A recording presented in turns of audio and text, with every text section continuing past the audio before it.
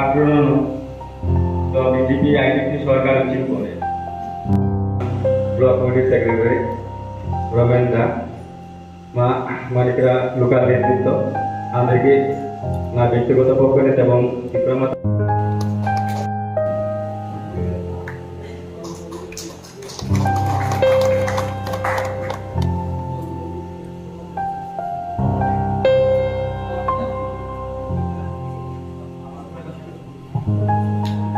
সভাপতি গোপালচরণ আজকে বিশেষ মেম্বার শক্তি দেবেন ওনাকে অনুরোধ আলোচনা করা হবে।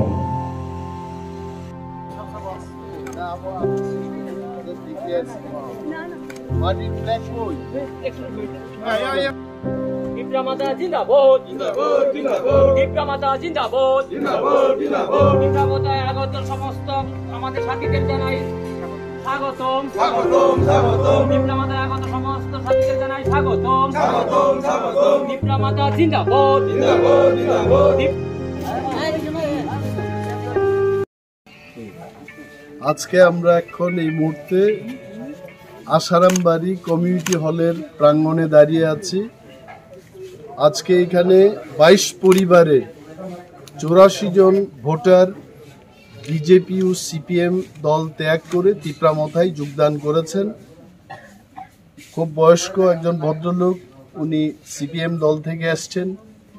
অধিকাংশ যারা এখানে সিপিএম এবং বিজেপি থেকে যারা আসছেন তাদের মধ্যে তেলেঙ্গা, ঝরা, মুন্ডা সমস্ত অংশের মানুষ তারা ভেবেছেন যে তিপ্রামথায় একমাত্র বিকল্প শক্তি ত্রিপুরায়।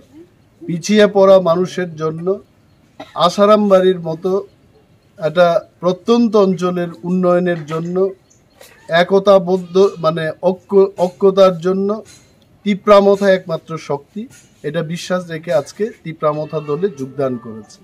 এবং ওনাদের বরণ করার জন্য আমাদের মধ্যে উপস্থিত আছেন আমাদের অনারেবল ইএম অনন্ত দেববর্মা, জোনাল চেয়ারম্যান এবং ভাইস চেয়ারম্যান, সাব জোনালের চেয়ারম্যান মহোদয় এখানে উপস্থিত রয়েছেন।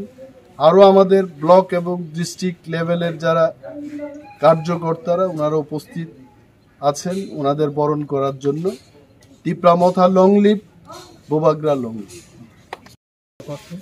সিপিএম এর দর্শকরা আজকে তিপ্রামথা আসার উদ্দেশ্য কারণ কি আপনার? আমার উদ্দেশ্য কারণ এই কথা যাতে গরিব মানুষের যাতে কিছু কাজ করা যায় এবং গরিব মানুষ যাতে কিছু পাইয়া যায় এইটুকু আমার উদ্দেশ্য অন্য কিছু নাই।